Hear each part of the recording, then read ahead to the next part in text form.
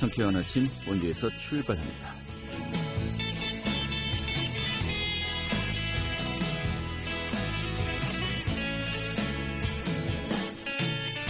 네, 안녕하십니까. 9월의 첫날이죠. 9월 1일 화요일 아침 인사드리겠습니다. 상쾌한 아침 원주에서 출발합니다. 진행의 김태훈입니다.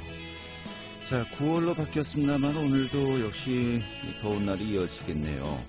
폭염주의법 오늘 원주시에 내려진 가운데 한낮 기온 31도까지 오르게 있습니다. 한편 현재 일본 오키나와 부근 해상에서 북상 중이죠. 태풍 마이삭이 계속 북상하면서 수요일 밤이면 제주에 근접하겠고 목요일에는 우리나라 전체적으로 영향을 줄 것으로 예상을 하고 있습니다. 이번 주도 날씨의 변화가 굉장히 클 것으로 보이네요. 자, 오늘 준비한 소식 살펴보도록 하겠습니다. 원주 지역의 코로나19 2차 대유행이 현재까지는 잦아들고 있는 것으로 보입니다만 아직까지도 좀 우려스러운 부분이 많이 있습니다. 원주 지역 코로나19 현황 오늘 또 점검하도록 하겠고요. 또 코로나19가 이렇게 유행하면서 이 소비 심리가 급격하게 위축되었죠. 자영업자들과 소상공인들 어려움에 처해 있는데요. 오늘 자영업 상황, 또 지원금의 배부 문제 좀 어떻게 좀 보고 있는지 의견 들어보도록 하겠습니다. 또 원주 미디어 기자박물관이 아름다운 영월 이야기 사업을 추진한다고 합니다. 오늘 그 사업 내용도 간략하게 살펴보도록 하죠.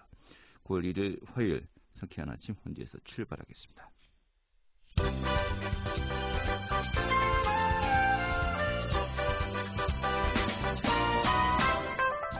오늘의 주요 뉴스입니다. 광화문 집회 이후 보름이 지났지만 진단검사 참여 비율이 전국적으로 30%를 밑돌아 N차 감염 확산 우려가 계속되고 있습니다. 각 시군별로 집회 관련자들이 매일 추가되고 있지만 진단검사에 응한 비율이 매우 낮은 상황인데 이에 따라서 각 지자체들은 집회 참가자들에게 검사를 유도하는 동시에 참가자 명단 파악에 총력을 기울이고 있습니다. 이중 원주시는 서울 광화문 집회 참여자 가운데 아직 검사를 받지 않은 원주 시민들이 43명이라고 밝혔습니다.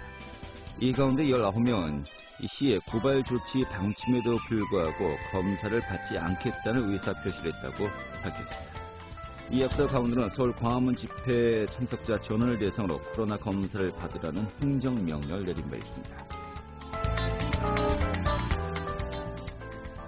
휴일에 방역수칙을 어기고 예배를 본 교회들이 무더기로 적발됐습니다. 강원도는 도내 교회 1,300여 곳을 대상으로 방역수칙 이행 상황을 점검한 결과 모두 10곳에서 지적사항을 적발해 현장 시정 조치했다고 밝혔습니다. 이 교회들은 50명 이상이 모여서 예배를 받거나 단체 식사를 했습니다.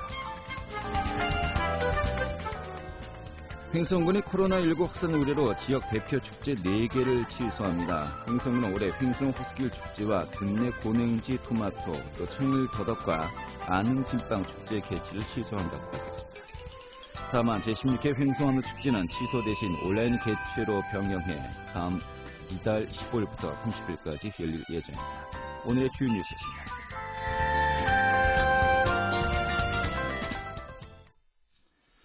네, 어제 원주시는 코로나19 확진자 1명이 추가 발생하면서 누적 확진자 수가 107명을 기록하고 있습니다.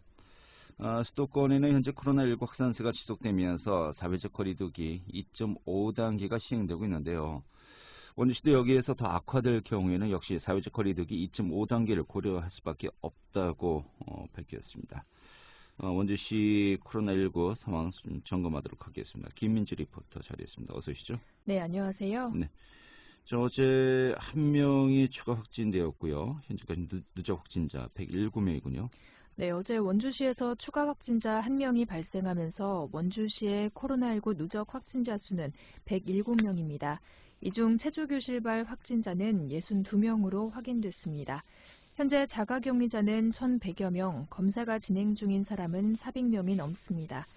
원주시는 어제 브리핑에서 코로나19 확진자가 또다시 급증할 경우에는 사회적 거리두기 2.5단계도 고려될 수 있다고 했는데요.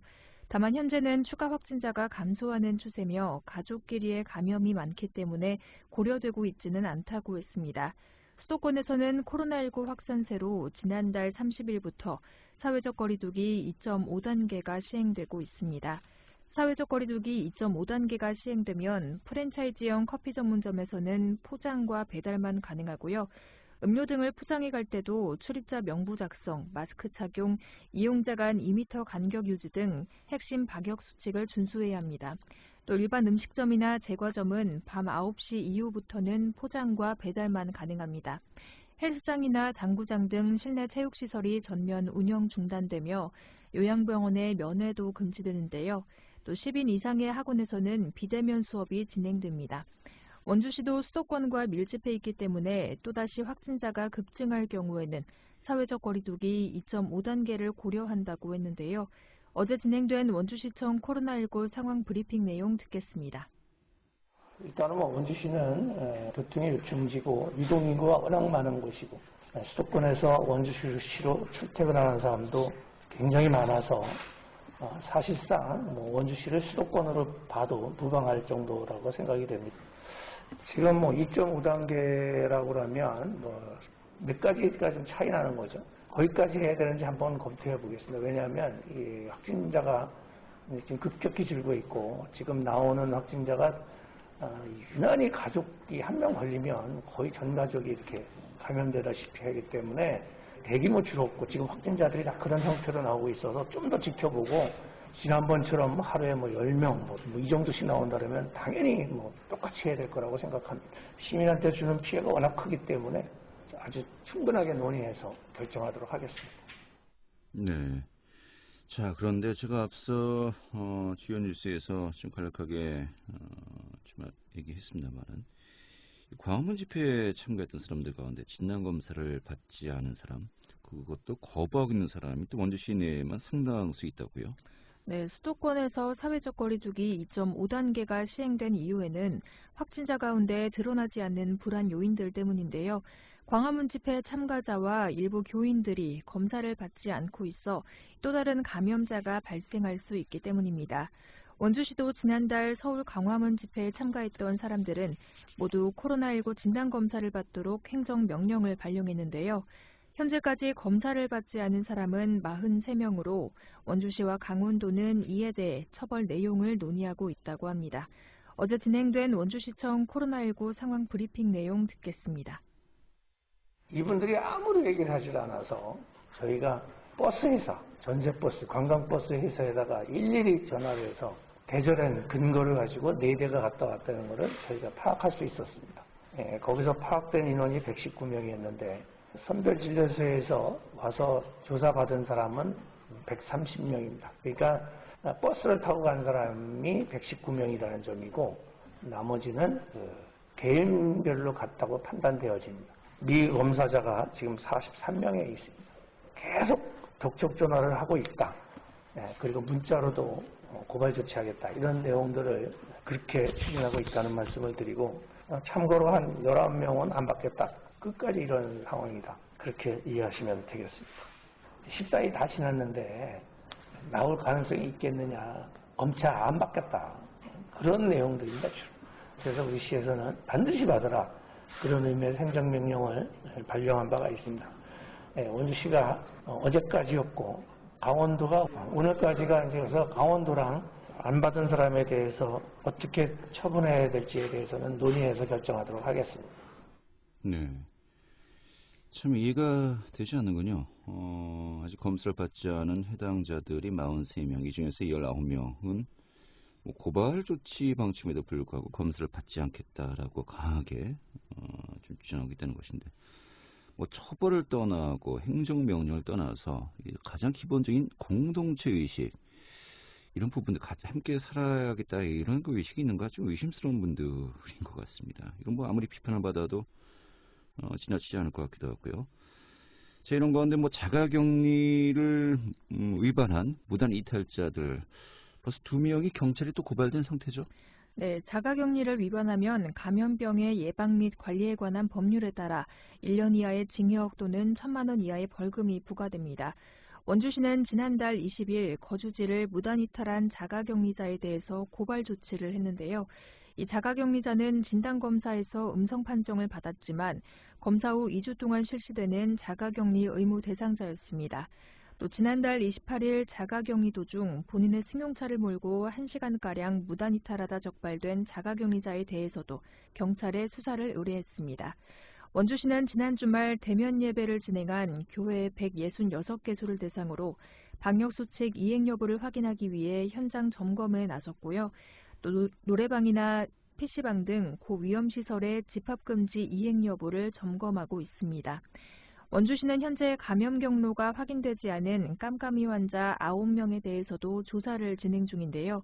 감염 경로가 확인되지 않는 확진자나 무증상 확진자로 인해 추가 확산이 우려되는 상황이라며 방역 수칙을 준수해달라고 강조했습니다. 네.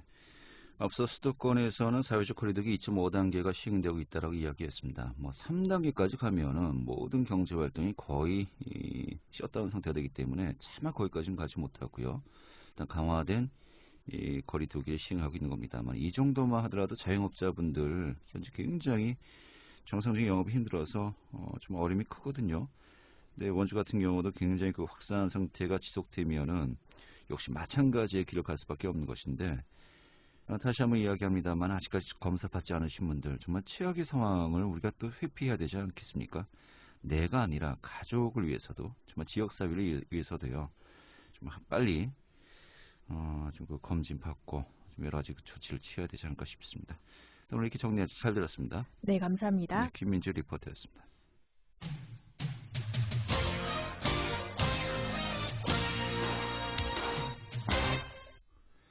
네, 앞서 이야기했듯이 코로나19 2차 유행으로 많은 분들의 소비 심리가 급격히 위축되었죠. 그럴 수밖에 없습니다. 자영업자분들 또 소상공인들 비상에 걸렸고요. 어려움이 클 수밖에 없는데 좀 먼저 외식업계 상황 좀 점검하도록 하죠. 한국외식업종합회 원주시 지부의 최영희 지부장 연결하겠습니다. 지부장님. 네, 안녕하세요. 네. 네. 좀 안녕하세요라는 인사를 잘 못 드릴 것 같습니다. 네, 그렇죠. 우리 지부장님은 어떤 업종을 이제 운영하고 계십니까? 네, 저는 한식입니다. 한식이요? 네, 갈비집을 운영하고 있습니다. 갈비집이요? 네네. 요즘 어떻습니까? 요즘 정말 심각하죠. 이거 어떻게 말로 선하겠습니까? 예. 올해 초에 네네. 코로나 확산이 처음 이제 유행했을 때 그때는 어쩔 수 없다 하시더라도 네네. 그리고 이제 한 5월, 6월 지나면서 좀 그래도 사정이 나아지고 있었습니까? 좀 나아졌죠. 네. 그런데 갑작스럽게 네, 요즘 갑자기 네. 매출이 어떻습니까? 요즘 매출을 얘기하기가 정말 말이 나오지 않습니다. 제가 지금 한 27년 계속 영업을 하고 있습니다만 네. 여러 가지 자극이 컸습니다. 메르스라든지 대유행, 조류독감. 하지만 지금처럼 이렇게 힘들어 본 적은 없거든요. 네.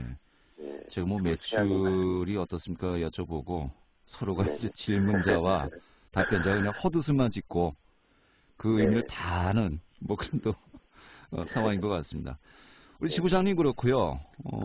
전반적으로 주변 상인분들, 자영업자분들 다 마찬가지겠죠. 어떻습니까? 만나는 사람마다 참 물어보기가 미안할 정도로 얼굴 표정만 봐도 알 수 있지 않겠습니까? 예. 예, 그 정도로 정말 심각한 것 같습니다. 근데 저는 물어봐야 되는 것이 직업이라서. 네. 물어봐야 될 것 같습니다. 네. 예. 원주 같은 경우에 지금 날이 갈수록 점점 더 이렇게 심각해지고 있습니다. 네. 초기와 달리 지금 확진자 수가 늘면서 아무래도 시민들의 이제 불안 심리가 이제 소비 위축으로 이어지겠죠. 예. 그러다 보니까 대다수의 이제 외식업들이 좀 휴업이나 폐업을 이렇게 지금 고민하고 있을 그런 상황에 처해 있습니다, 지금. 예.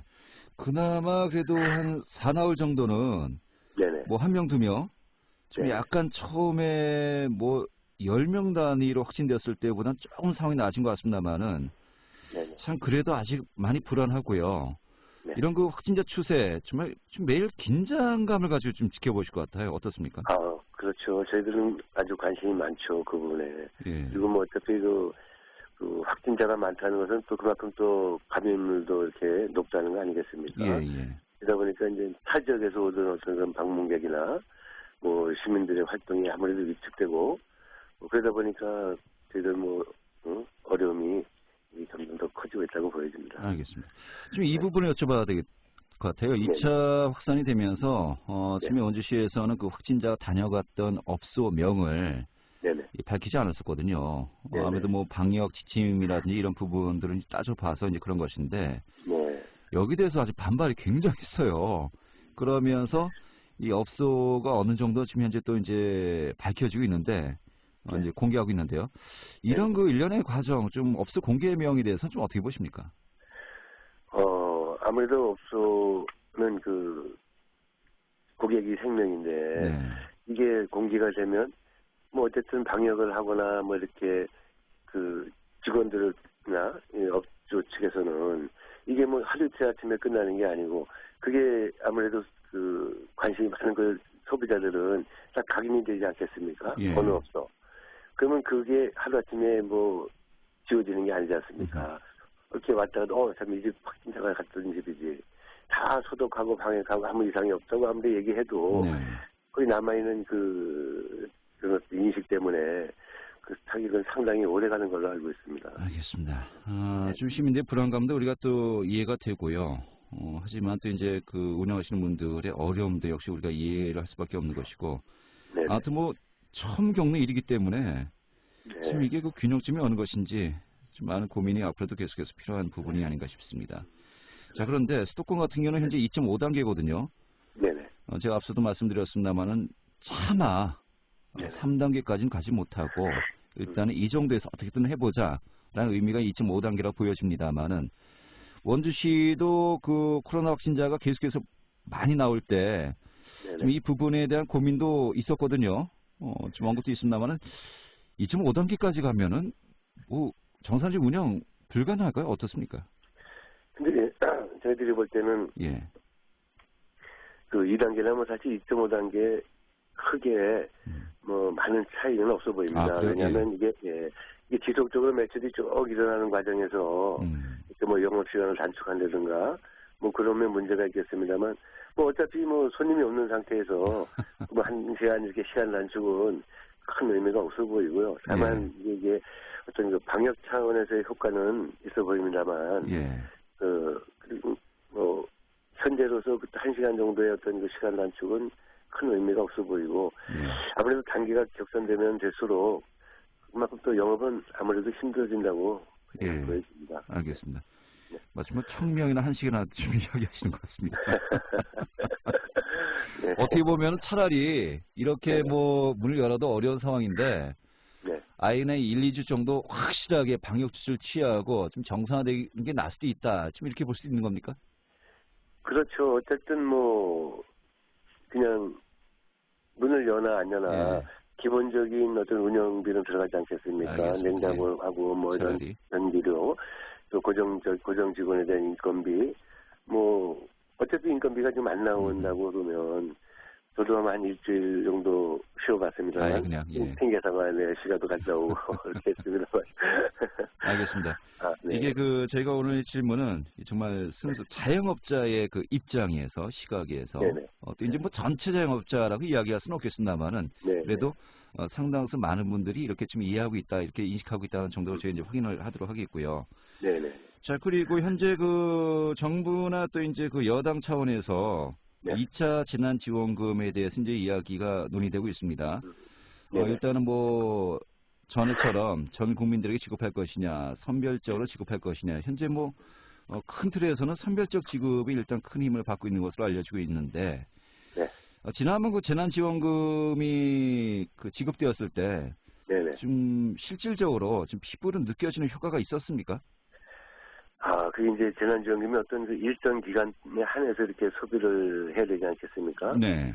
그러니까 그 기간 동안에는 약간 좀 반짝 효과는 사실 있었습니다. 네. 근데 그게 이제 어떤 그 일부 업종이나 업소에 이렇게 편중되다 보니까 여기는 굉장히 좀 아쉬움이 남는 것 같습니다. 이제 예를 들어보자면 재난지원금 사용하는 고객을 사실 한 건도 받지 못한 업소도 많이 있고요. 업종별로 차이가 있군요. 네네. 그리고 기껏 뭐 몇몇 것 이렇게 이제 받은 업소가 대부분인데 이게 사실 특수를 누린 그런 일부 업종이나 업소도 상당히 몇 있는 것 같습니다. 그런 데는 상당한 혜택을 좀 받았다고 볼 수 있겠죠. 알겠습니다.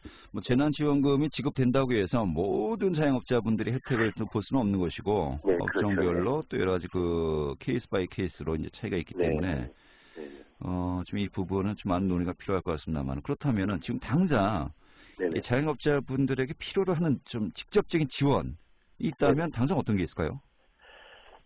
글쎄요. 뭐 너무 많습니까? 예. 지난번에 이제 지원이 있었습니다. 예. 근데 이게 이제 그 전년 대비 코로나로 인해서 이제 매출이 급감한 업소라든가 예. 뭐 이런 데서 지원했는데 그 범위나 어떤 그 규제의 벽이 상당히 높다 보니까 예. 그걸 받지 못하는 그런 분들은 좀 아쉬움이 많이 남는 것 같습니다. 알겠습니다. 네. 오늘은 좀 전반적인 상황 들어봤고요. 네. 우리 또 지부장님도 좀 이런 좀 이야기를 통해서 좀 많은 분들에게 또 어떤 상황을 또 이야기해 주신 것도 나름대로 의미가 있지 않나 싶고요. 오늘 큰 틀에서 이렇게 정리하고요. 네. 좀 코로나19 상황과 관련해서 좀 자영업자분들 현재 좀 필요한 게 어떤 것이 있는지 좀 세밀하게 저희가 여쭤볼 일이 있을 때마다 좀 연결해서 이야기 듣도록 하죠. 네, 알겠습니다. 오늘 이렇게 정리하겠습니다. 고맙습니다. 네, 감사합니다. 네, 한국외식업중앙회 원주시 지부의 최영희 지부장이었습니다.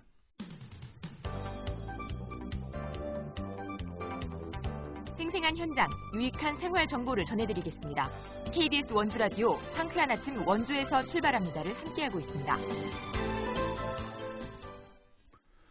네, 영월 미디어 기자박물관이요. 최근에 아름다운 영월 이야기 출범식을 가졌다고 합니다. 올해 그 기반시설 지원형 문화예술 공간 지원 사업 선정을 통해서 이렇게 출범을 하게 된 것인데 좀 관련 이야기 들어보도록 하죠. 영월 미디어 기자박물관의 고명진 관장 연결하겠습니다. 관장님. 안녕하세요. 반갑습니다. 예, 반갑습니다. 저희가 그 미디어 기자박물관 이게 뭐 어떤 박물관이냐 예전에 저희가 또 소개를 해드린 바 있습니다만은 이번에 또 아름다운 영월 이야기 또 사업을 추진하는 것 같습니다. 이게 어떤 사업 내용을 가지고 있습니까? 우리 강원도 그 문화재단에서는 그 지역의 이제 문화예술인들을 통해서 이렇게 한 문화예술 공간 지원 사업을 하게 돼서 저희가 선정이 됐습니다.